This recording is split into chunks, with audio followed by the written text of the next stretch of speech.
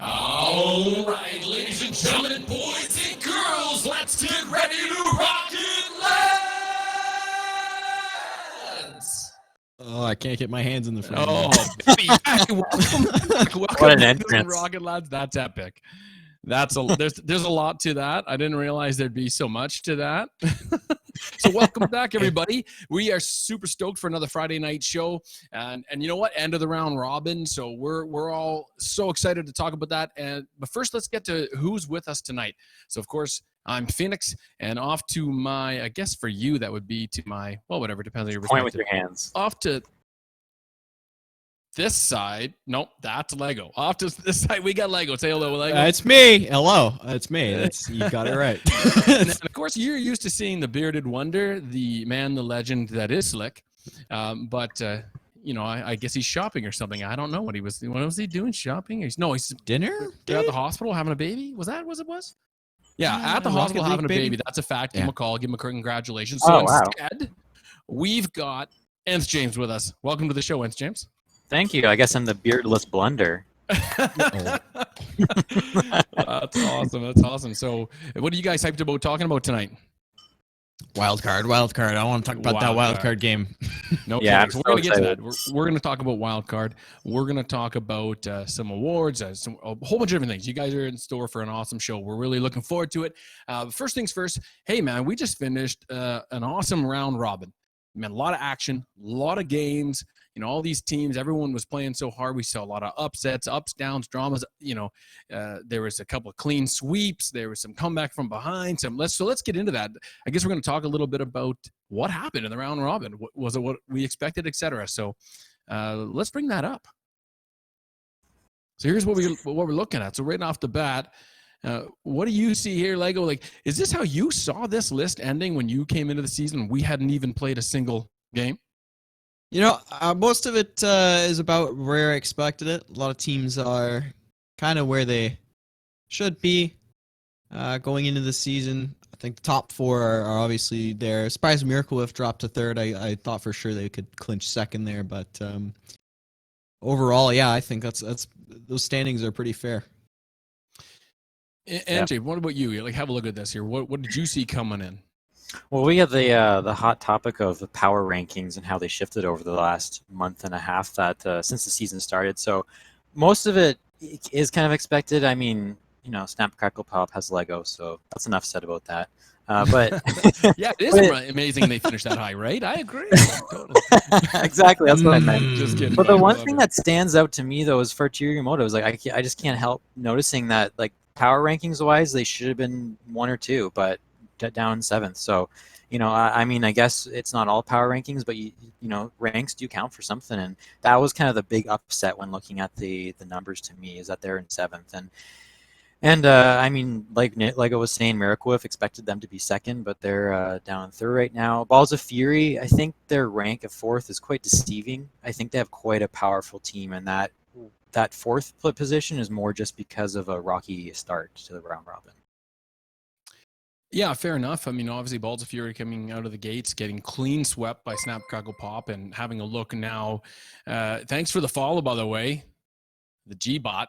Yeah. Yeah, thanks for the follow. I always love the follow. So, yeah, getting back to that, Balls of Fury came in, gets clean swept by Snap, Crackle, Pop. Probably had some questions at that time, and then goes into the second match. And you'll forgive me, I can't remember who their second. Oh yeah, Balls Boost Battlestar Galactica was match 2.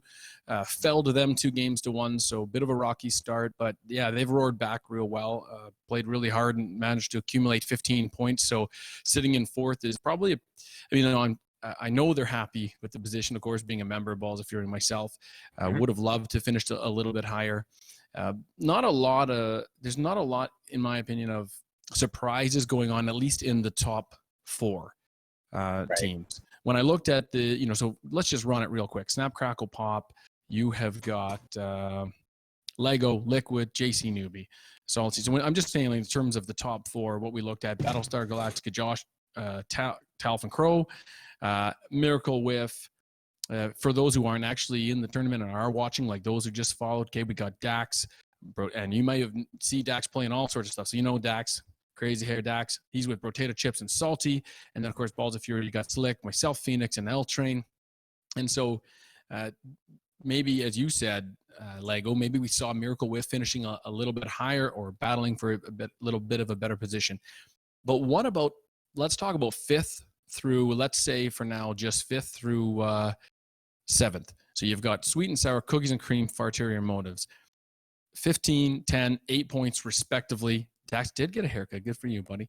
So did that fall into position as you would have seen that? What do you guys think about those? James, you want to start? Oh, me? Okay, sure. Yeah. Well, I mean, speaking for 5th, we knew all along we were going to climb the ranking. No, Sweet and Sour. Speaking as a member of the team, I think it was just chemistry started clicking.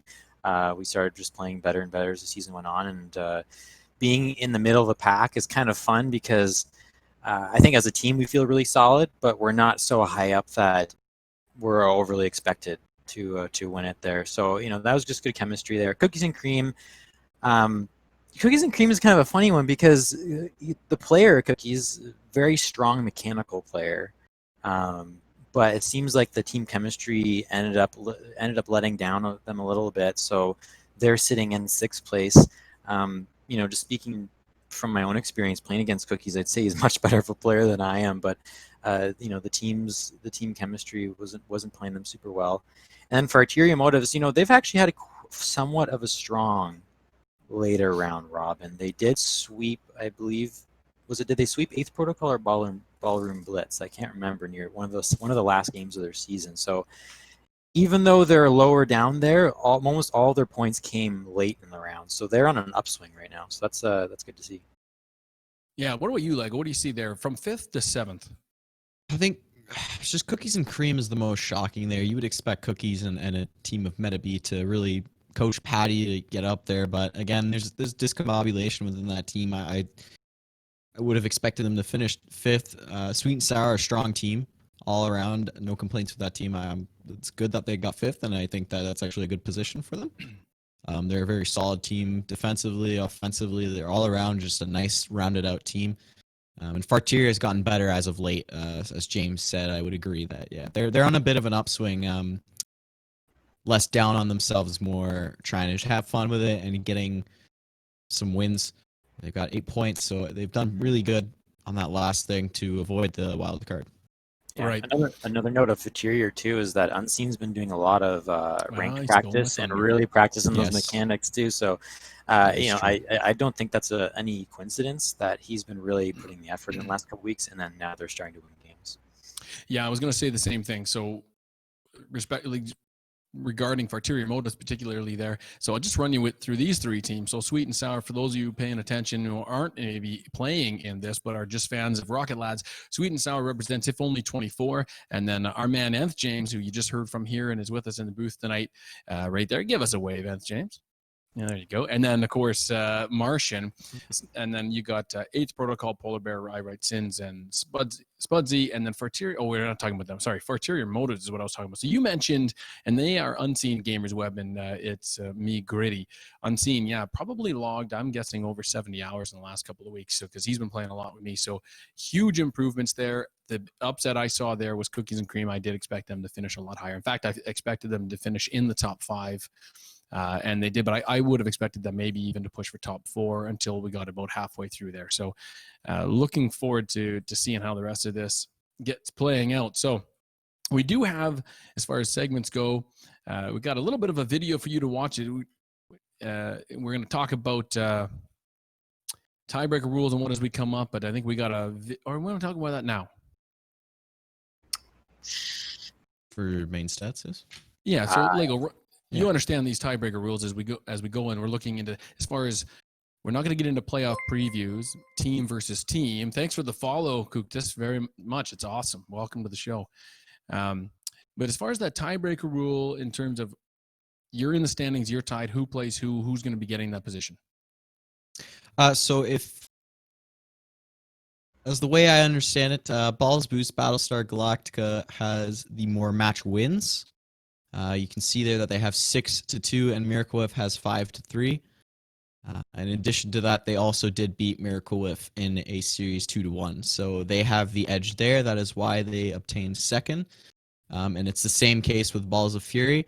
They have a 6-2 record, and Sweet and Sour has a 5-3 record. So because Balls of Fury has the more match wins, whether that's 2-1 or 3-0, they will take fourth place. And Balls of Fury also has the tiebreaker in that they beat Sweet and Sour, I believe, 2-1 in Yeah, the regular it was season. 2-1. So just to be clear, so everyone's clear, it's not just that Balls of Fury beat Sweet and Sour Rocketeers in their head-to-head matchup, but it's an overall who won more, if we can call them series or matches, 2-1 versus, or whatever, versus their opponent. Who won the more best of threes? Is that correct? Yeah. So Right. those 6-0 and 2 is 6. They have won at least 2 or more games. 2 is on the loss column. They've lost at least 2 or more games. I like that setup. Yeah. It's good because you can still grab points even if you lose the first 2. But it gives an edge to the winning team, obviously. And what it really does too is set up in, as far as the standings go, the better team. And I know that's shots fired across the bow, but what I'm saying is, that's Sweet and Sour's going, hey, isn't he on Balls of Fury? That's a nonsense. This is absurd. So the reason I'm saying that though is because, look, it would actually even be unfair to, let's say, any 2 tie teams. In this case, you've got Miracle with Balls, Boost, Battlestar Galactica. We'll avoid even my team and say, okay, so one team beat the other team head to head. Is that what it all should be weighed on? But across the length of the entire season, this team's got more match wins. It means they played. Thank you very much for following, Yogurt Stain. Thanks for the stream. Thanks for the follow. We love it. So it's great to see that the better team is going to get that position because they dominated more matches. They came out with obviously more legs, and that's where the legs wins. That's where they get the points. But it really should look that way rather than just head-to-head. You could win one head-to-head, and it could be against that tie and point. Thanks for the follow, Mittens GG. You don't want to leave it all on one match, do you? No. But the interesting thing, though, let's talk theoretical here on the topic of one match. So our game, Sweet and Sour versus Fartier Motives, if anyone remembers, the first game was a bit of a heartbreaker because with 4 seconds left, Fartier scored 2 goals and came back to win it in overtime. Yeah. So if theoretically Sweet and Sour had not bunged up the last 4 seconds of that game and took that one, so they would have won all 6 of their last games instead of 5 out of 6, which would have put them at 16 points. And with the series win over Miracle Wolf, would have actually boosted them to 3rd place in the league rankings. Yeah. So interesting. This is just an interesting point where there is a little bit of a loophole there where we could have actually had 5-3 win-loss, but actually somehow been 2 ranks higher than a team with 6-2. But against it, what it comes down to is it's how many games did we win, right? And it's just kind of a funny retrospective little shot to the heart for Sweet and Sour. Yeah, it's interesting how much difference just one win can make in the standings. Yeah. It's really shows Rocket Lads is closer than you think. Yep. Cookies with a donation. Thanks for the donation, Cookies. Yeah. I love what you just said there as far as it shows how far Rocket Lads has come. I would have thought even in the beginning, despite the fact that we looked at those top 4 and I had just said, okay, I think those top 4 is maybe what I predicted to be top 4. Maybe, again, I've said it before, I thought maybe Cookies and Cream work its way up into there. But I did expect to see a greater point differential than what we've seen. And especially, say, 4 weeks in. Thanks for the follow, Kyle Morton's mom. Fantastic. That's our best fan. Yeah. Appreciate the support, Kyle Morton's mom. Anyway, so yeah, I would have expected to see a little bit of a better, a little bit of a greater distance between teams, especially in those top, say, even 6, but it was a lot tighter than I thought. And say 3 weeks in to the season 2 here, it did kind of look like we were going to see that. Snap, Crackle, Pop was running away with things. Balls, Boost, Battlestar Galactica was starting to heat up. Miracle Whiff was crushing everything on 4 wheels. And so we expected to see, like, wow, maybe things aren't as balanced in season 2 as we would have liked them to be. But I think season 2 was a credit to how much guys dug in, with the exception of some, and just played so much Rocket League and got themselves to a point where all these teams, and we talked about that last week, so I'm not going to get into who. But all these teams, pulled together. Even the guys that maybe didn't log as many hours, they spent a lot of time when they did get on with their teams, practicing to make it a much closer tournament. Would you guys agree? Yeah, 100%. There's a lot of been. Most teams have been practicing together individually, and it's been showing on the field a whole bunch, and we're all loving it. Yeah. So keep it up.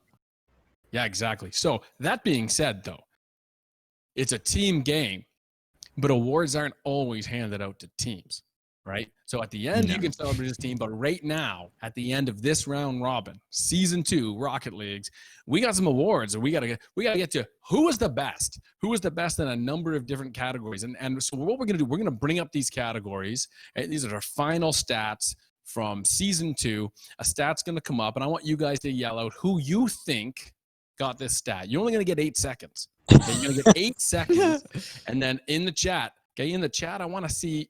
I'm going to stress this again. You have 8 seconds. So we're going to bring this thing up, and I want you to light up the chat who you think not deserved it. So don't vote for yourself. Who do you think got it? Who do you think won? And then, of course, you're going to see it come across the screen, and we're going to give these guys some big props, some well-deserved props for winning these for these awards. So we're going to go to our producer, Jakuta, and we're going to say, let's get it started. Our credit's going to be ruined as analysts. Striker. Okay. Well, that came in pretty quick. So congratulations. You could have voted for yourself. So they did say. All right. Here we go. Number 2, Playmaker. All right, they're saying my man Lego, or who's going to say Playmaker? I'm going to go Josh Ola. I think they were responding for the Golden Striker. We got to pause these. We've been lied to. We have been so lied to. 18 assists. Josh Ola, big congratulations. So big congratulations to Lego and Josh. And who is the savior? I'm gonna go on a limb here. I think Polar Bear, maybe. No way. There's not a chance. Give me. Why not a chance, eh? I'm not but I would not have said monstrous. that. I would have said Gritty's a good guess. I would have said he's really defensive. I would have said the L-Train ball. there, actually, myself. L-Train would have been most people. Oh, I know this one. The bearded wonder himself. Yeah, I'm going to guess Slick. Yeah. 114. And ridiculous. go with my own teammate Wayne, but all right. Wayne I'd give would it be to a him. good guess, too, I think, for this one. Yeah. So there's your final stats in some awesome categories. We do need to get a hold of our producer, and we're going to slowly count to 8 together. We're gonna have a talk with him about that timing. He said 8 seconds. I think he lied to us. I only had enough time to panic. So it could have been that he wanted us to just do this for our next segment, and for this segment we were just going to watch a cool video and talk about it. But so that was our final stats for main stats, but those aren't the only stats. What other stats do you think you guys would like to have a look at? Just shoot some out. What do you think? Well, I'd call this segment super stat or meaningless number. Super stat or meaningless number. All right, I forgot about this game. Start with the core stats. Okay. All right. So, what do we got here? So as our sharpshooter, we have Cookies with a 47 shooting percentage. Meaningless number? No, absolutely. Or super important. stat? Nope, super stat. Super stat. Shooting percentage, I think that's important. I think it's, and if I've watched Cookies and Cream's game, I have broadcast their game a number of times. And, when he gets the ball, the more often he's taking those shots, the more they're scoring, the more they're winning. So for that shooting percentage there, I'm going to say that's a super stat. What about you guys? Absolutely. No, I mean it's a simple math number here. It's like number of shots versus number of goals, and that's a lot of goals. If every second shot you take enters the net, that's impressive. So I'll say this on the Twitch stream. Yeah. Oh, sorry. Go ahead, Lego. No, it's good. It's fine. So I was just going to say go. it depends on how many shots he took, but still having a 47% is still very good. Yeah, it means he's got to get those balls off, right? For the Twitch chat, you don't have to type out the whole thing, but you've got meaningless stat or super stat. Just type an M or type an S if you think that sharpshooter, in other words, shooting percentage, is meaningless, or any of these other stats for that matter, or if they are super stat. Meaningless stat, super stat. So what do we got next? Well, high score. Right. Don't tell it. Don't tell it. Wait, you want me to do this one? Just go. Yeah. That's good. Yeah. So the high Go ahead. score with 11,520 points in just this round robin of the league. So who do you guys think it is first? Phoenix. Should I just say it? It's Phoenix. Phoenix? Yeah, who wants to Gotta be vote? Phoenix. I say Phoenix. Gotta be Phoenix? Phoenix. Gotta be Phoenix. Yeah. Come on, guys. It's gotta be Okay. Phoenix. The actual person with the stat is the man to my right. Left. That would be me. Left. Lego. I looked to the wrong side. Whoops. So again, I think Lego's going to come up a lot in this show tonight. All right. Yeah, No, congratulations, no, Lego High School. no. I mean, nobody meaningless thinks that's number. not a super stat. No, I We don't got think three anyone thinks that. super. I don't know if they were responding to Cookie's stat of shooting percentage. I think they weren't. So we're going to assume they weren't. No, but yeah, 11,500. So I guess the question is does that mean anything? Right? I would say no. I would say That my answer would not change for this. Who no matter how it's meaningless stat, your score doesn't really. You could have the highest score at the top of the leaderboard and still be the reason why your team loses. Wayne, super meaningless. Yeah, but Like, you have repeatedly been a reason why your team has not lost, and so seeing your score. I mean, I'm not shocked at all by this stat. In truth, jokes aside, if it did say Phoenix, then this is a completely meaningless stat, right? But it said Lego, and so it's not. I think that's tied right to the success of your team. Of course, you have some excellent teammates as well, and that goes a long way. But for me, that's a super stat. Yeah, I mean, if you're looking deeper down it, like of all the players in the league with top scores, we have Lego Mago, Slick, Choshola, Mr. Salty, Polar Bear in the top 5. So I rest my case. Captains of each team pretty much. They're just leading the way, right? And they're all, and those aside from 8th Protocol, sorry, the top 4 are doing very well. So here's one that I'm just gonna read it out and then I'll tell you how. Well, I'll let you guys say what you think and then I'll tell you what I think. Demogorgon. The Demogorgon. Demogorgon. Demi is weird, right? Demogorgon. Let's go with that. Demo, yeah. So Demogorgon.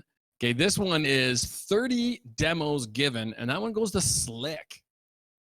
Yeah. Captain of Destruction. What do you think of that? Super meaningless? Given. It's like a gift. Well, I would say that's a super stat. That's pretty impressive to have the most. I know Wayne was just behind him with 24. So, like that's hitting 30 cars at supersonic speed is not easy. Although it's fun, it's very fun. You guys should try it sometime. It's fun. It is fun. What do you, Jane? What do you think? I think it's. I mean, I totally believe demos are part of the game. Not to speak to toot my own horn, but at 23 demos, it is part of my gameplay style too. So right up there, I do agree with demoing the game. That's what I try and do. Because of all the best teams in this Rocket Lads League, I think demos are the most effective tactic against the top teams. If you can't out-mechanic them and you can't out-position them, you can try and out-demo them still, even if you're not that great at the game, right? Yeah. I mean, it's in balance, of course, but clearly, if you can do a large number of demos in balance with your other play styles, then you're going to win games. And honestly, a lot of in the last six matches that Sweet and Sour played, like if you look at half of the goals, they're just bumps and displacements of the other team that resulted in a goal. So I'll be the devil's advocate if we can. I'm going to say meaningless stat, and I'll tell you why. I agree. Yes, demos are part of this game. Yes, demos are super important. I have been the recipient of hundreds of Legos demos. He seems to hunt me down, actually, matter of fact. What do you mean? Paige, where are you? I don't know anything about that.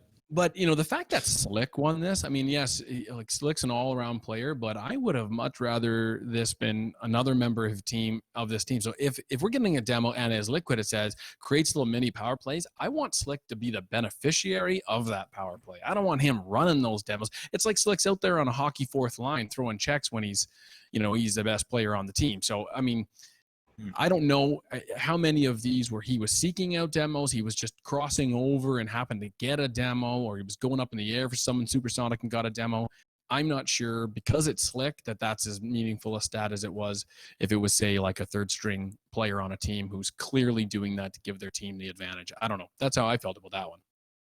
Fair enough. Yeah, interesting. Yeah, fair enough. Yeah. What's next? What do we got? Yeah, that's fair.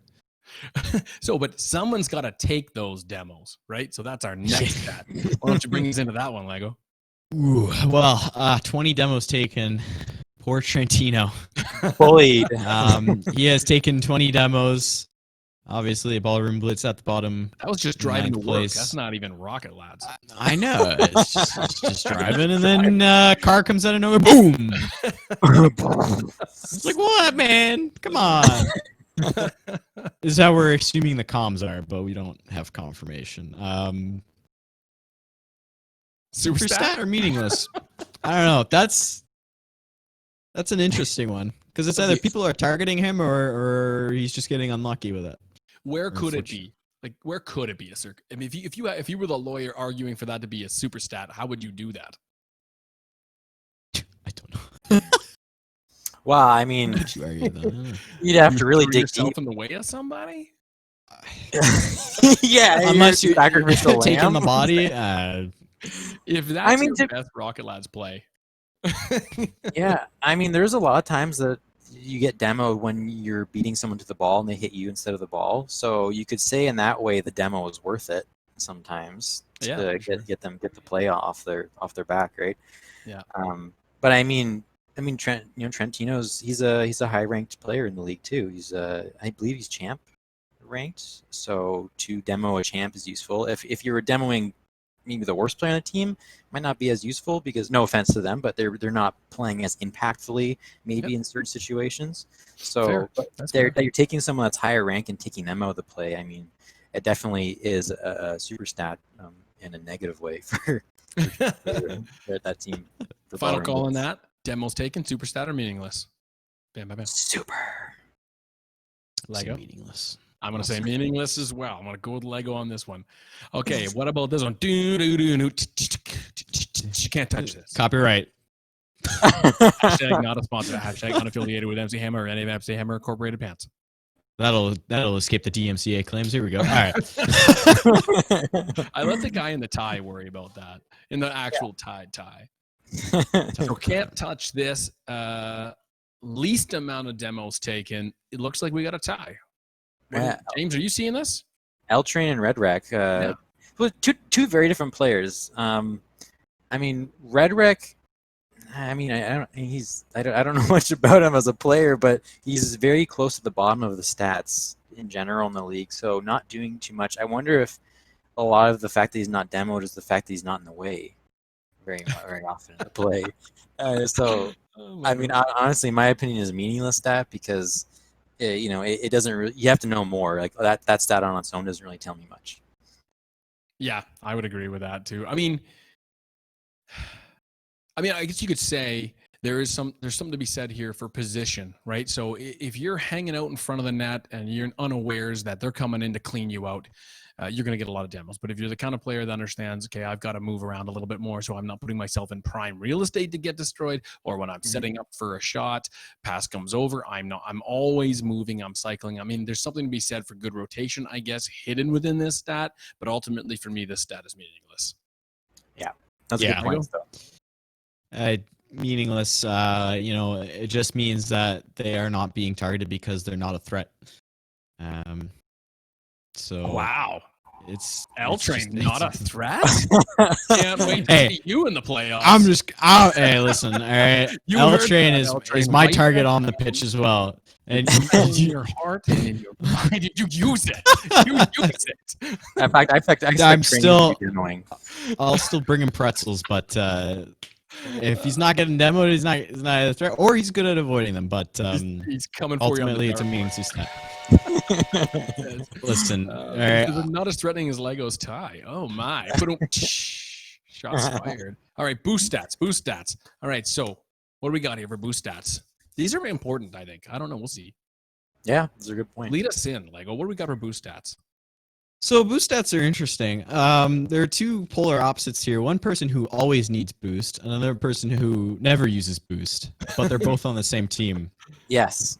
Wow. So one is stealing from the other, is what I'm getting from this. What? So the Can we person discuss these who- together? Do you want to discuss these? Yeah. Because they're really related to each other. They If you are look at very related. But James, you can go ahead then. Yeah. Oh, so do you mind if I discuss them as a pair, Phoenix? No, let So- her rip. Let her rip. So need boost, which is number seconds spent without any boost. 0. You were going as slow as a snail, or maybe you're just dodging everywhere to try and gain speed. Gamer's Web, the captain of Fartier Motive, spends the most time with no boost. That's not a good thing, actually. When when you're the main offensive threat, you don't have any power to make a play. I'm gonna do some So he spent 1,656 seconds without any boost. But on the flip side, What's Boost award goes to the person spent with full boost, which is Gritty, which is his teammate. So one of them has no boost at all, and the other one has all the boost. So that's huge. Like, so for Gamers Web, that equals almost half an hour.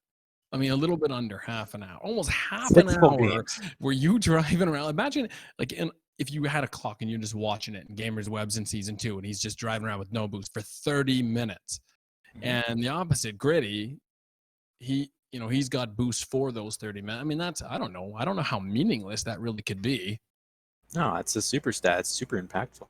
I I mean, think it's, about do the quick math on it, right? I mean, you said half an hour. That's 6 full 27 minutes, I guess, or 27. So- yeah. So let's round it. Half an hour. That's 6 full games of Rocket League without any boost. If you do it, and if you spread that, if you spread that over the 24 games that were played in the match, Yeah. that equals over a minute of each game without any boost. So let's just say we take A fifth of Gamers a Web game. out of the match. Yeah, he's just sitting on the back wall for the first minute of every game. Like, Yeah. that's a big disadvantage, right? And Huge. I mean, hopefully, Gritty's doing something good with all that boost. Usually it's ongoing, so. This show sucks. I hate this show. What? Well, he's in the chat. He can defend himself. He is in the chat. He's like, it's all But, math. It's all math. So, I mean, hey, listen. All right, we love you, Gritty, but Hey, you're getting that's got to change. for that 30 minutes or something that he's actually getting with that boost is 30 minutes his opponents are not. So what we don't have here is, Gritty's average in seconds versus the opponents he's playing. There's no doubt that makes an impact on who he's playing if he's running around with that much boost all the time. Or he's just cleaning up everything Gamers Web drove around. Maybe he's just doing that. So anyway, next stat. Let's go. Boost over ball. Boost over ball. Right? We hear this all the time. So this is the most big pads grab, right? Like the Pac-Man dot big grabs, not those little ones on the floor. Who's the guy who grabbed the most of those? I'm looking at you, Caleb. You're looking at me. You're looking at me. You want me to review? It's slick. Slick. Yeah. He grabbed 537 pads, but only 100 of those are stolen, which means the other 437, that's math, by the way, I did it, is in either, I believe, mid boost and back boosts. So we played 8 That's games. a lot of pads. 8 games over the course of the season? Yeah. So he averages... Oh, sorry, 8 matches, 24 games. Okay, 24 games. So let's just work that out. What's he got? 537 divided by 24 games. Quick math. Anybody really good at math? How many per game is he grabbing? 22 and a half. 22 Division, and a half you throw me out the window. per game. So meaningless or super stat? For me, that's Okay, a wait, super stat. question. Yeah. How many seconds does it take for a big boost pad to respawn? Even 10 seconds. And according to my just quick math in my head, that means he's grabbing a big boost every 15 seconds. Sounds legit. That's like he's almost grabbing the boost. He's grabbing one boost every time it spawns, almost, which is kind of impressive. It means he's pathing really, really well. And with the amount of aerials that Slick likes to go up for and air dribbling, he has no choice but to. He has to. He needs it. So I wasn't actually surprised at this stat. Yeah. Lego, meaningless or super stat? Super stat. I would say that the 437 that are not stolen too is kind of depleting from his teammates as well. That can kind of put them in a bad situation and where maybe they need that boost. But overall, like he's going for those big pads a whole bunch, and that's a super stat. That shows he likes those big boosts, and he cannot lie. He needs all the boost to take all those missed shots. He's not wrong. That's good. Oh boy. All right, what's next? Take us in, James. What's the next stat?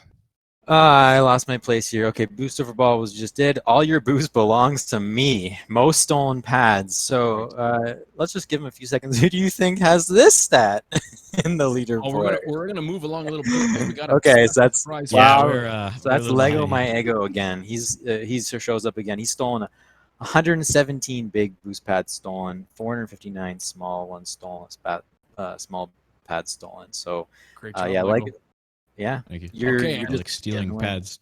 Boost guzzler. Boost guzzler. So this is amount of boost used when supersonic, which, as we all know, you don't need. You don't need to use boost when you're supersonic. Who drank up the most boost while supersonic?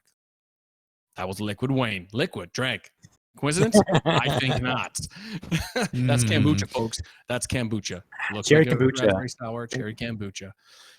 All right, so let's get into movement stats. We're gonna rip through these pretty good. So this is gonna be our lightning round. Okay, I'm gonna say a stat, and I'm gonna say who won it, and you guys are gonna say meaningless or super stat. Okay, here we go. All right. Movement stats. Lightning McQueen. This is the most time spent supersonic. It goes to Lego at 14.11%. Meaningless or super stat? Super stat. Yeah, super. that's Super. fast. I agree. That is super. the highest. Yeah, that's fantastic. Okay, taking my time. This is 77.28% slow speed. This one goes to Red Rec. Meaningless or super stat? Super bad stat. It's a super stat in the bad way. Yeah. Yeah. I agree. What Super James stat said. because it impacts you in a negative way, right? And that's what super stat means. It doesn't have to always be positive. Next one. Yeah. We've got Groundhog. Okay, 80.24% on the ground. This player, same guy, Red Rec. Meaningless, super stat. I'm gonna say meaningless actually because you can play a good ground game if you want to. So that a stat on its own, I don't know. Lego, quick answer. Yeah. Meaningless. It's you can still play a good ground game, as James said. Okay, you guys have convinced me. Other It's 20%. meaningless. It's meaningless. Okay, here we go. Low air hanger. This is 40.02% in low air. Not getting up for big air. This one goes to, you guessed it, Metabee. Super stat, meaningless. Meaningless. I don't like the stat. It's just you're in the low air. That's everybody does that. You are the highest out of all players, but Does it mean that you're going up without enough boost for stuff? Maybe. Or does it just mean play is low? Or it doesn't know how to fast aerial. Yeah. All right. It's final answer. that's also true. Yeah, I have no Meaningless. clue. It's just weird. I'm gonna say it's meaningless. We don't like this stat. All right. Okay. we protest this stat and we move on. Okay, high flyer, 4.75% of the game spent in high air. This one goes to, everyone knows it, Slick. Huge aerial guy. Meaningless or super stat? Meaningless, I'd say. Yeah. I'll go with meaningless. That's it's impressive to get up that high air, but if you're gonna miss the shot from up there, there's no real point to be up there all the time. I'm gonna disagree. It also takes you out of the super play. Stat.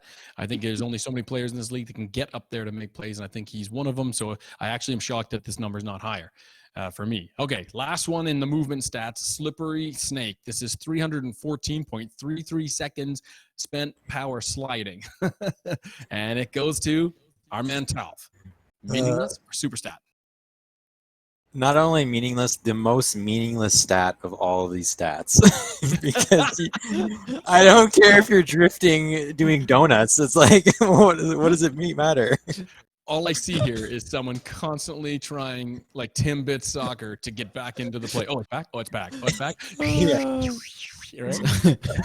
I mean, yeah, exactly. it's a super stat. He keeps using the button. No, it's a meaningless stat. Yeah. So hey, that was our stats. Oh, so boy. you can call them meaningless. You can call them super stats, but that's how we did in season 2. So looking forward to that. Okay. So that brings us to wild card weekend. That was too big, right? I couldn't just leave that. That was good. That brings us to wild card weekend, and that's what we're all excited for. Cannot wait for Sunday. We're going to get into that, but here's your special little surprise tonight. We're going to take it to, and we've got live with us here tonight, I do believe, the coach, the man, the legend himself, Josh Ola. We got him in the green room in the studio. We got him all set up, except our green room is white. So Josh is going to take us through, hey, we're looking at this wildcard weekend. Josh, who is going to come out on top? And maybe not as much as your prediction, but what is the keys to the game for both of these teams? And what do you see happening here? How can these guys achieve what they want? So we're going to pass it over to you. What do you think, Josh? Thanks, guys. So here we are on the verge of the playoffs, and we have two teams, 8th Protocol and Ballroom Blitz, fighting for their playoff lives. Sadly, one of these two teams will not make the playoffs. So let's take a look back and see if we can find out why each of these teams is here on Wildcard Weekend. And then we'll see if we can find a way for them to each have a chance to take home the win. First, we're going to take a look at 8th Protocol. As I was looking at their matches and their stats from round robin play, something stood out to me immediately. Of their 24 games played, 16 of them, that's 66% of their games, were decided by only one goal. Sadly, only 2 of those 16 games resulted in wins. So what does that tell us? Well, it tells us that they've been involved in some pretty tight matches, but unfortunately, they've been unable to come up clutch and close out those games and get the win in a lot of cases. So that's what we're going to look at in 8th Protocol today. It's those last critical moments of a game where we need to play our cleanest Rocket League and make our best decisions so that we're in the right place and position to take that shot, to make that save, to get that clear, whatever the need may be in order to come up clutch and to close out those games. So now we're going to take a look at a couple of plays and clips, and then we're going to break them down, see what went wrong with our maybe decision making or maybe even communications. And then we'll talk about how 8th Protocol can hopefully correct those issues and come up clutch in Wildcard Weekend. So our first clip here comes from Game 3 in 8th Protocol's game against Triple BG. In that game, they took an early 3-1 lead. With about a minute left, it was cut to 3-2, but we can see they're still holding that lead with 13 seconds left in the game, so we're really in that critical time of making good decisions so we can close out the game. So we're going to be focusing in on Spudsy, our player here in front of us, and looking at his decision making and seeing if it was the best decisions he could make in these last moments. So let's roll our clip. We see Spudsy grabs 100 boost. He rotates back into the play, and we stop it here. We're going to look at the first mistake he makes. It's his rotation. So unfortunately, we rotate back into the play behind Irite Sin. So this is poor positioning. We don't want to be behind a teammate. We're serving the same purpose if we do that. It would be much better if we rotated over to this part of the field and filled a lot of this empty space over here to prevent any balls squirting out into that empty space. So that's what we would have wanted to do. Unfortunately, we rotate poorly. That can still be salvaged, but let's see what we choose to do as we roll it. We come flying up. We don't trust our teammate. Unfortunately, we jump over her. We double commit, no fault to Irite Sins here. So this is just not a good decision, especially when we look at how much time is left in the game and what the score is. We have to stop and ask ourselves questions like, what do I need to do to win this game? Do I need to score a goal to win this game? No, I don't. I just need to not get scored on. So we absolutely don't want to be double committing on the field, going for things unless they're a sure thing. We don't want to be over committing as that last man back, which is exactly what we're doing. So if we roll the replay a little bit more, we get a challenge. We fail to win the challenge. It goes really poorly. And if we change our camera here for just a second and jump back and take a look at the field and the positioning of our team because of our choice, everybody is beat. Except for Polar Bear, maybe barely, everyone on our team is behind the point of the ball. A full-on counterattack is about to happen because of just that poor decision to rotate properly and not overcommit. So if we kept watching this game, we'd see that Triple BG is able to push down the field to get a pass, score that buzzer beater, push it into overtime where they take the 4-3 win. So it's an excellent example of those critical decisions and really in those last moments of the game, how we can either come up clutch, close out the game, or it ends up costing us the win. In our second clip, we're going to take a look at game 1 against Cookies and Cream. We're going to be focusing in on Polar Bear here. And in this match, Cookies and Cream was actually losing this game to 8th Protocol 4-1. But 8th Protocol, due to some bad decisions in those last critical moments with less than a minute left, give up that lead to allow it to be tied and forced into overtime at 4-4. So we're going to follow Polar Bear here, and we're going to see how he doesn't make the best decisions when our decision making should be its cleanest so that we can close this game out and get a win. So we're going to watch him take the face off here, roll it a little bit. Face off goes okay. Nice challenge by Spudzy. We rotate back. We stop here. We see, okay, there's no boost in that corner. We're not going to have any boost. So what should we be doing? Well, we need to be thinking about how can we get a little bit of boost before we rotate back to goal. Because if we rotate to goal with 0 boost, we're not going to be of any use. So clear pathing now. Grab this boost. Grab this boost. Go back post. Then we have 24 boost. And, we can make any save and goal pretty much with 24 boost. So let's watch our pathing back to goal, see what we do. We flip, we miss that first boost, and we rotate around, we miss that second boost. We end up back at goal with no boost when we should have minimum of 12 and probably 24. We rotate back in. Spudsy rotates in front of us. This is fine. This is the right decision. But what do? Maybe due to bad communication or just pressure from the situation of the shot possibly coming in, we continue to move up on Spudsy. But really, communication shouldn't have anything to do with this because we should know without having to be told that we're last man back. We need to stop at that back post, allow Spudsy to do what he needs to do. We guard that back end of the goal. But instead, we just keep driving. We just keep driving. We rotate out. Yes, we steal that boost, but we've given up our back position. There's no defense. Spudsy didn't know we were going to drive by us. And so now here we are. We got no one blocking the back end of goal. The shot comes in, and Cookies and Cream seal this game. So again, just some really poor decisions in the last critical moments of games that we could close out. And I apologize if some of these games are bringing up bad memories, but taking a look at these things, the mistakes that we do make, is the only way we're really going to be able to correct them and learn from them.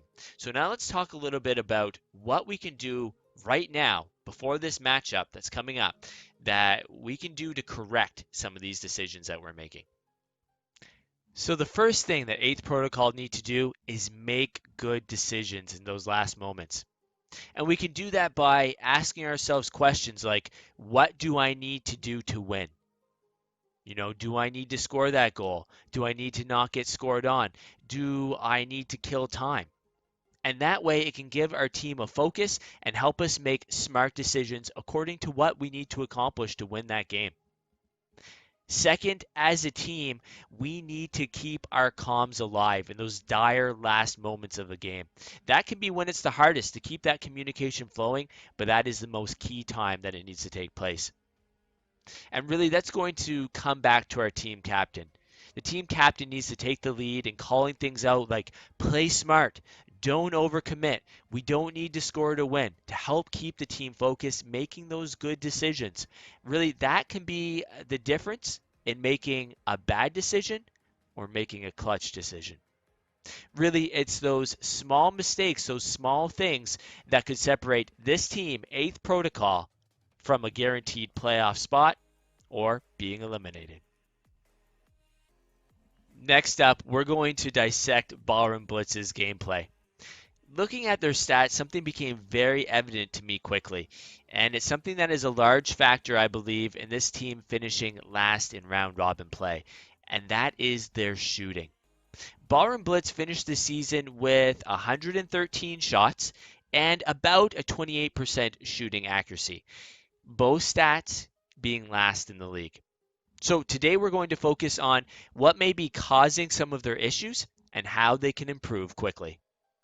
Really, what better way to do this than to take a look at the first series between Ballroom Blitz and 8th Protocol. That series ended up going 8th Protocol's way, but it was an interesting series. In that series, Ballroom Blitz took 15 shots, which doesn't seem too bad. But of those 15 shots, only one of them ended up in a goal throughout the whole series. That's under a 7% shooting accuracy.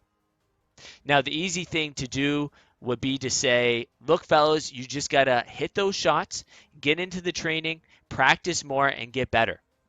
But as we're going to see, mechanical skill is only part of the solution. And really, the positioning of our second man on the team to be able to take those shots is so vital. So let's watch those clips and see how we can learn how we can improve our shooting. So we're going to take a look at another clip here. And looking at this clip, we're examining how playing too wide as that second man can really have a bad effect on our offense. Because when we play really wide from that person who has the ball, waiting for that pass to come far across field, one, that's really hard to do. It's really hard to get those strong infield passes across the field to our teammates. It's a high level thing to take place. Two, when those passes come across, that gives the enemy team a lot more time to react to the ball. It takes a long time for that play to develop. It takes away that ability, if we're playing too wide as a second man, for the ball to, let's say, come off of this wall and us get a clean shot. So there's a lot of downfalls to playing too wide. It's better if we play tight to support our second man, keep that tight, and then if something doesn't work, we can then rotate out. And that allows our third man to come in for those maybe plays that end up going high off the backboard. So as that third man, they can then get those. So those are some downfalls of playing too wide as that second man that we can run into, and that's happened a few times. We're going to take a look at a couple examples. So here in our first one, we're going to see we see Spudsy and iRightSins. They've just missed the ball. They've both got a whiff. They're going off into the corner here, and Jakudakon is turning on the ball. We've recognized that. We're looking at Trentino now right here. So we're going to see what he does. So it would make sense to support him wherever he goes. We're going to want to support Jakudakon in case a challenge comes in. Then we can follow that up, or maybe he wants to make a pass to us that we're not too far away. We can shoot that in because we don't want to leave too much space for the enemy team to intercept it. So let's see what our first reaction is when we see that Jakudakon has this ball. We immediately turn away from the play and head in the opposite direction as Jakudakon. We can literally see right now he is heading this way and we are heading this way. There's no support being given. And if we roll it just a little bit more, then it becomes confusing because now all of a sudden Redwreck is in better support of Jakudakon, which doesn't make sense because he should be third man. So it's like we're the third man now, but he's the third man, but he's supporting like the second man. So it's very confusing, this rotation that's taking place here, because we've chosen to play so wide.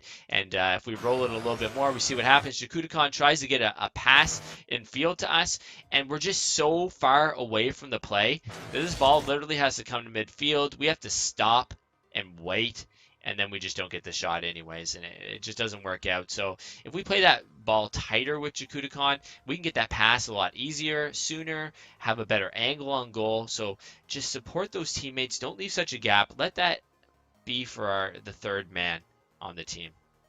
All right, our last example comes at the end of game 2 against 8 Protocol again. And here we see Trentino's moving out. He's going to put some pressure on the ball. We're moving out as well. I like this because Redwreck's behind us, so we're nice. We're supporting tight to Trentino. He's going at this ball. He gets a touch. But then as he follows it up the wall and is about to get a hit, we start putting a lot of space between us and Trentino. Look, we're getting even wider. We've completely turned away from the play. If something were to happen to this ball, we are pointing over here. We should be pointing like in, and we should be back more. We're getting ahead of the ball here. We can see Trentino tries to make a play on it, and he does. He gets a nice pass, but we are so far across field that we have no shot. We have no angle on the ball to put pressure with a shot on goal. So we cut really hard across the field and hit the ball. Whereas if we were tighter, supporting over here as he passed it out, we would have a nice lined angle on the goal. We could have taken a shot, put pressure on.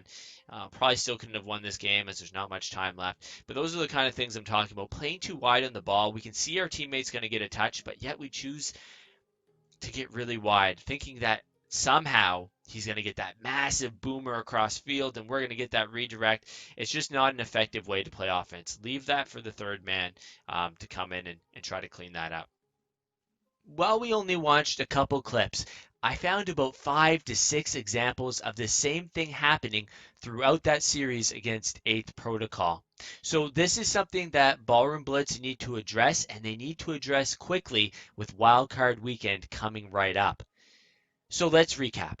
Ballroom Blitz should focus on tightening up their offensive rotations.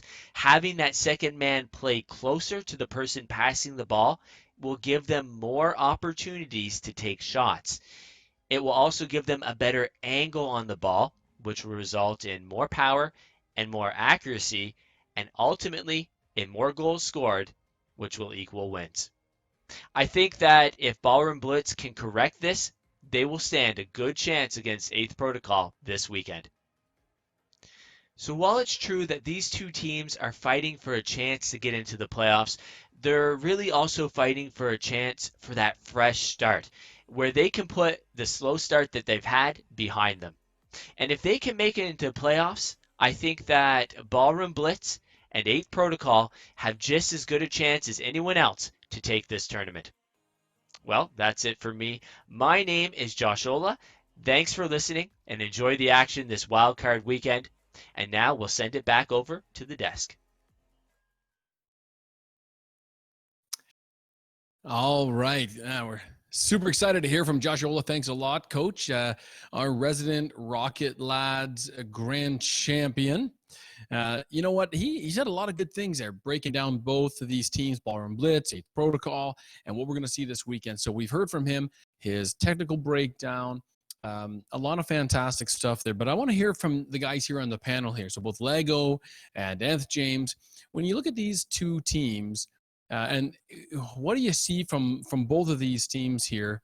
Having watched the whole season and having had a look at how they were going to play, you know, how did this play out for you? What do you think they need to do? What did you see as you had a chance to play through here? Well, he makes wonderful points, like you're saying. The first one about 8th Protocol, though, really interesting that the difference between those two teams, 8th Protocol seems to have trouble with positioning, while Ballroom Blitz has trouble with positioning. So, but it's defensive positioning with 8th Protocol and offensive positioning with Ballroom Blitz. So with 8th Protocol, I'm seeing what Joshua was talking about. They're not in the right spot to make those saves, or they're stepping on each other's toes when they're in goal, or they're in their own goal. And with Ballroom Blitz, I'm seeing, just as an overview, I'm seeing that when those passing plays are there, which is coming through. Jakudakon and Trentino, both high-level players, making passes, making plays.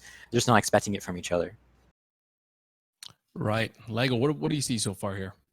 Yeah, there needs to be, I think, more trust between both teams, offensively and defensively. Obviously, 8th Protocol needs a little more trust defensively. You can see Spudsy going in, Polar Bear going out, and just not waiting, trying to get that boost. And offensively, the two, they're not expecting passes. They're in bad position for passes, not positioning themselves for Ballroom Blitz. So just a little bit better on those rotations, and I think they got it. And I know Ballroom Blitz has been practicing that recently, and they've won a whole bunch of games. So they might have an edge now. They might not. These teams now have today, tomorrow, and part of Sunday to kind of work these into their gameplay for the wildcard game. Otherwise, they may not get another chance to use it in the playoffs. Yeah, no, I agree with what both of you guys say about both these teams. And I think, when you look across the board stats wise, very, very similar. You get 8th Protocol with a bit of an edge there in terms of total overall points with 852 versus 722. Not a huge deal there, but when it comes to all these other categories, even their shooting percentage, which I said earlier I thought was an important stat, was very, very similar, save for one game. Or for me, 2 games, Ballroom Blitz had a 3.5, but for the most of the rest of this tournament was a 2.94 versus 8th Protocol 2.88. So why I felt that was important, and I'd love to see their shooting percentage increase as a key to victory for either one of these teams, is because with increased shooting, are increased rebounds, increased opportunities, increased goals, increased time of possession, everything. Because that shooting percentage is going to come up. It's not just going to come up for one of them. It's a team. That stat we're reading is a team number. So it means that they're keeping it well and cycling well in the offensive zone. And I think bringing those up, because if you look at the rest of the teams in this tournament, they're in and around. Even the middle of the road teams are in and around almost a 6. Just under a 6. Teams taking the lead, 7.5 is about the highest we see shooting percentage, and that. So we really want to see, and I believe it or not, actually that was Fartier Motos, but most of these guys are in around the 6, 5, 6. So they're pretty low, right? So that's going to lend itself to a lot of things. They're not getting the offensive time of possession they want. So I really looked at that. As far as individual teams, let's go there. Let's talk about 8th Protocol. Key to victories for 8th Protocol, Lego. What do you think?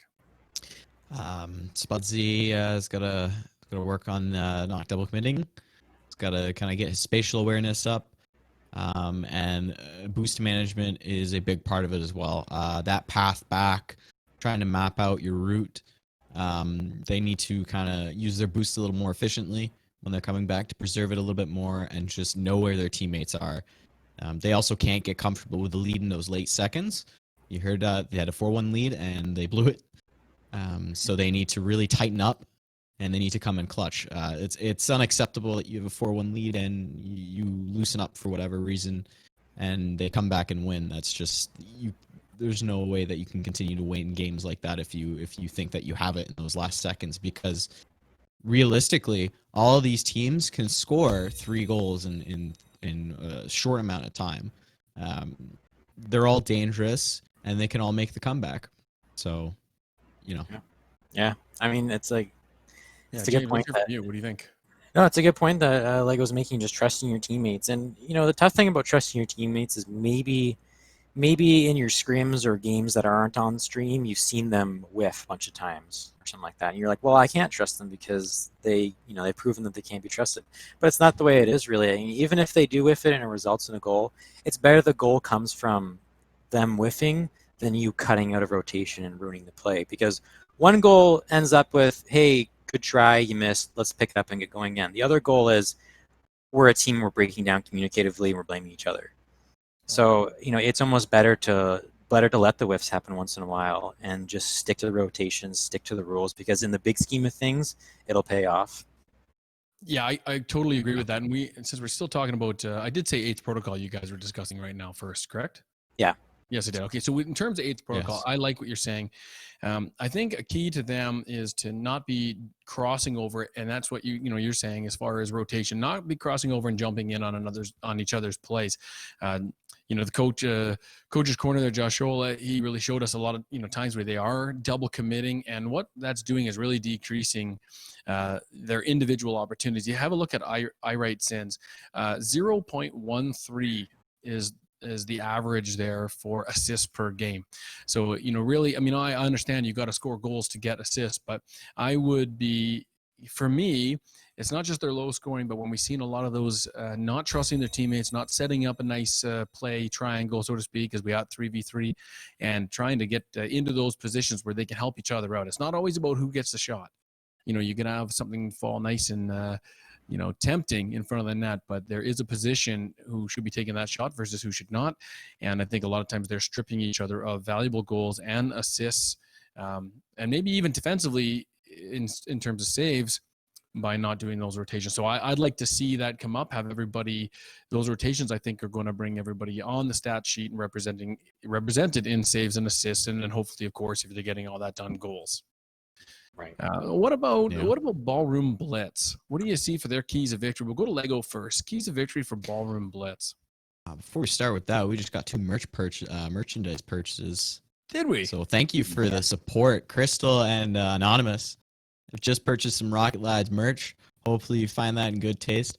I believe Wayno was working very hard on that, and the product is coming out good. So thank you for the purchase.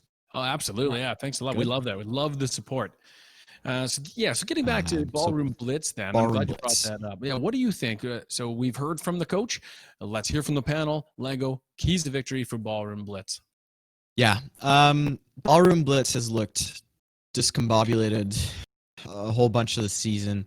They're hesitant on balls in the corner sometimes, a lot of plays, and they're just not clearing the ball out. They haven't been very consistent overall. Part of that is maybe they're not warming up before matches. Maybe they're working, there's not enough time. So they need to show a level of consistency in their shooting for sure, but also in challenging the ball to really get at that ball quicker than what they're doing.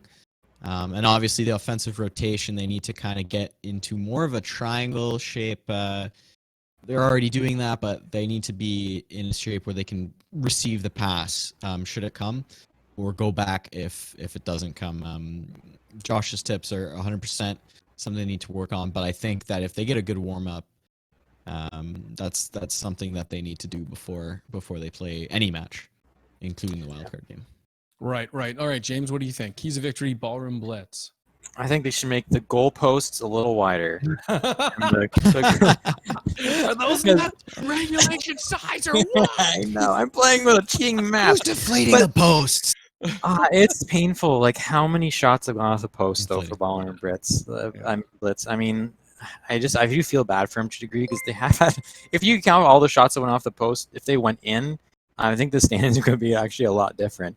But on a more realistic note, I think knowing your expectations from your teammates is a good thing, because when you think about watching, say, like RLCS level, World Series, some player goes up the wall, he booms it across the field, and the other person's a mile away, but he hits it, and it's a passing play, right? But when you really look at I'm going to actually pause what I said here, because I think we just got an amazing donation, didn't we? Did we now? Do you want to read out the name? I missed it. Can someone else read it out? Fantastic tip, $3.32. It could be $332. Anyway, we're getting a bit from I don't know whose mom did that. I think it's all our moms. All our Somebody's moms mom. came Oh, together. Sure, yeah, All our moms fantastic. collectively just donated. Thanks, Mom. Yeah. But back to that, though, cutting wide on offensive plays, a lot of times I really feel like Trentino and Jakudukan were trying to ready up for passings plays from their teammates, but they went too far out for it. They're expecting that pass to come way farther out than it was going to. And when you're talking about our ranks, we're not, 2,000 MR Grand Champs. We're not going to get it out that far. So you got to kind of play just a little closer, expect a little bit of a more curb your expectations kind of pass, and just get kind of as close to that play as you can to really get a quick second touch on it. Yeah, no, I like all of your observations. For me, and it's funny because when you go into a team, you don't typically say the keys to victory are going to be on that third man, because we know we've got captain to these teams. They're typically the best player on these teams in terms of rank and overall ability, and we've got our second man on those teams a little bit not as quite as good, maybe rank wise, mechanical skills, and then the third man who can bring a lot to the table. And we've already talked about some of the improvements we've seen with Unseen. I'm one of those third guys doing what we can to chip in with Balls of Fury. We've seen a lot of these guys, Patty Big Rig as well, right, with Cookies and Cream. So those third guys have to play their role. And I'm going to put some responsibility squarely on the shoulder of Red Requiem, because you've got if I'm not mistaken here, he's last in scoring points. He's last in shot percentage. He's third from last in goals. I think he is almost bottom five in I think the next three stats, shooting percentage, shots conceded, goals conceded, and he is demos inflicted is also last. So when you look at that, if you don't have, and I'm not saying he does not have the mechanical skill, but he does not have the mechanical skill that the rest of his team has as far as the overall mechanical skill and ability in the game. That does not mean that he can't have an absolutely huge impact in this game. So, you guys said rotation, that's going to be a big part of it, but, maybe trying to do less in terms of chipping in for the big goals, which might be getting himself out of position. That's what I've noticed in watching those games, is that trying to drive in for that extra goal, trying to make that big play, that dunk is really hurting him in terms of not getting back for position. But also with only 0.11 demos inflicted per match, that's a big way that he could, especially against some of the against these playoff teams where everyone's going to be flying, add a lot to his team. So you help out in the ways that you can. He's also, nowhere near the bottom as far as demos taken, which, as we talked about already, may have something to do with rotation as well. So I'm not putting everything on Red Rec's shoulders. I'm saying one of the keys to victory for Ballroom Blitz could very much be him elevating his game, and not necessarily I've got to get that much better at playing Rocket League and before Sunday, but I'm going to analyze my game and say, where can I best help my team? And I'm going to focus my energies on doing that. And then where am I hurting my team the most in stuff that is easily correctable? And then I'm going to correct that. So that's what I think in terms of Ballroom Blitz. So, now that we're done, unless you guys have anything to add for either one of these teams. Nothing too much to add, but you make a really good point with Red Requiem. I know I'm pretty sure he's a younger player too on the tournament as well. So, one thing is just to focus. When your team captain's making calls and telling you where he wants you to be or what's about to happen, just pay attention. Yeah, and playing against Red Rec, I've seen him make some good plays.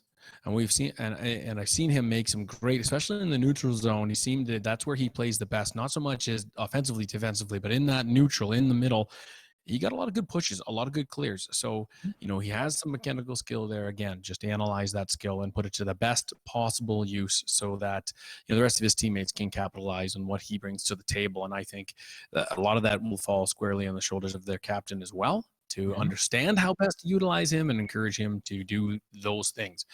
So the moment of truth, wild card weekend, Sunday, it's coming. One of these teams is going to the playoffs. One of these teams is going home, and that'll be the end of their Rocket Lads experience for season 2. We need to make a call. I didn't hear the captain. I didn't hear the coach make a call. So here in the panel, we are going to make a call. And since I'm asking the question, I get to make my last call. So I am going to. I'm just gonna randomly pick one of you, and I'm gonna go with James. So James.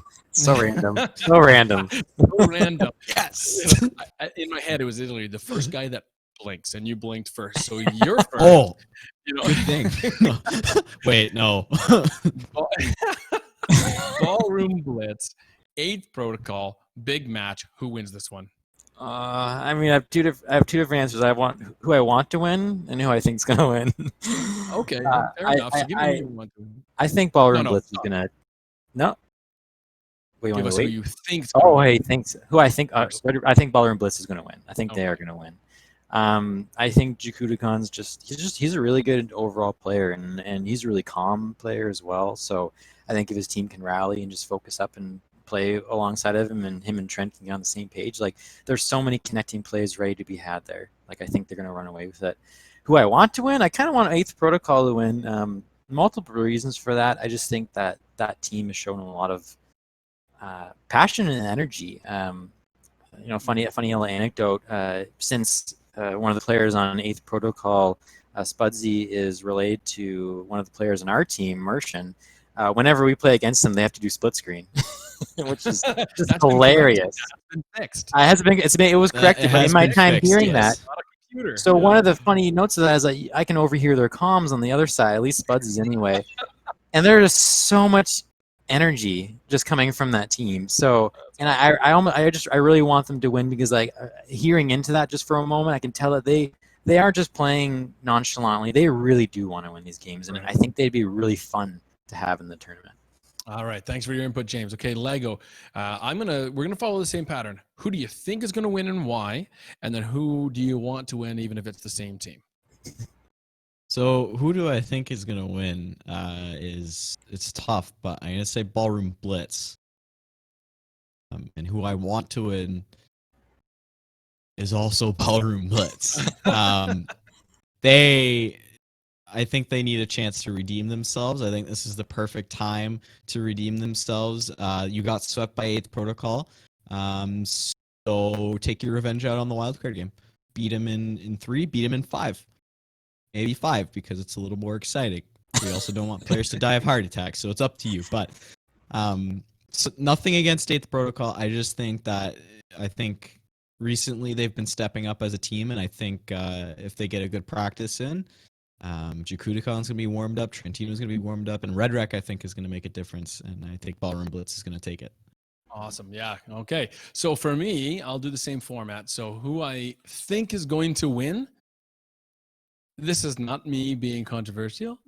I think 8th Protocol is going to win this match. The reason I think that, and this is a complete respect to Ballroom Blitz, I think Ballroom Blitz, with Jakudakon taking the lead, Trentino, Red Wreck, this could easily go either way. So I just want to say that right off the bat. This could go either way. My gut's telling me that 8th Protocol has players that are playing under their ability. Spudsy last season, especially early on this season, was extremely difficult to play against. If you can tap into what he was doing last season, they have a real chance of winning this. As we know, it's not a best of 3, it's a best of 5. So it's a little bit of a longer game. So it really comes down to who can hold the line longer and play their game, stick to their game plan. And for me, I think that's Polar Bear, Irate Sins, and Spudsy.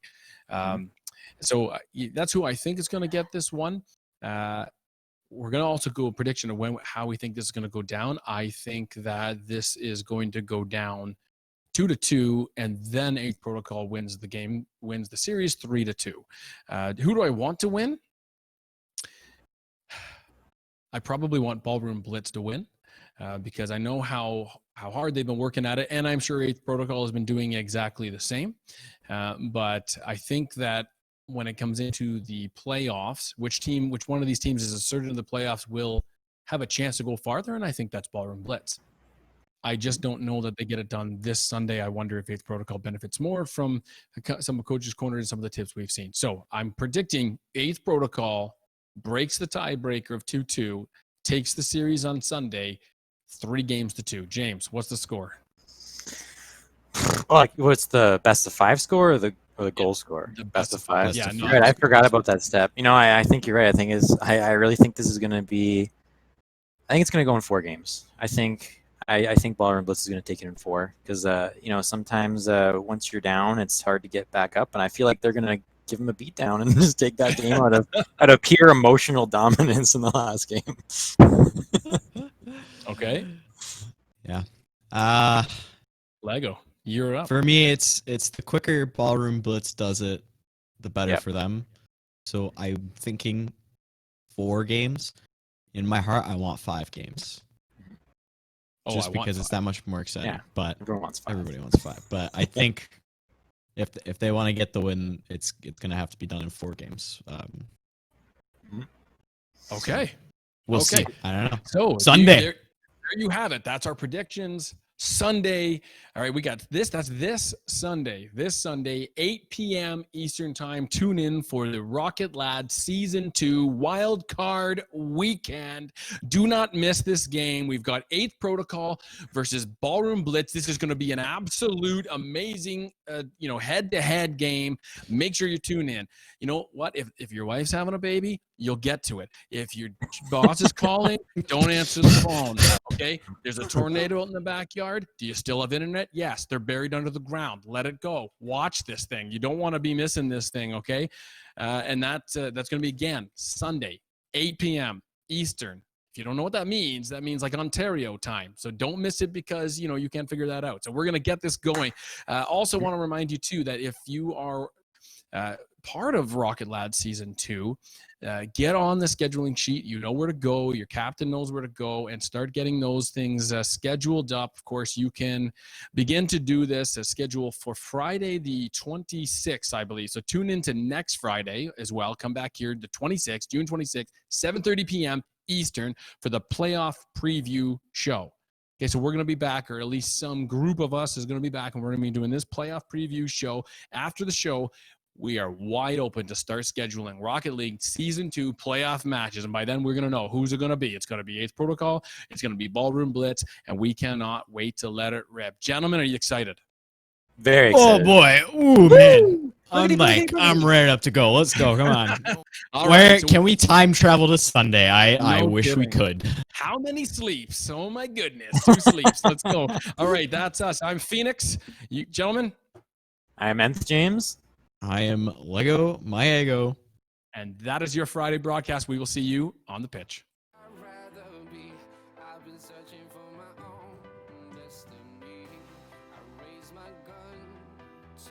sky and scream out loud.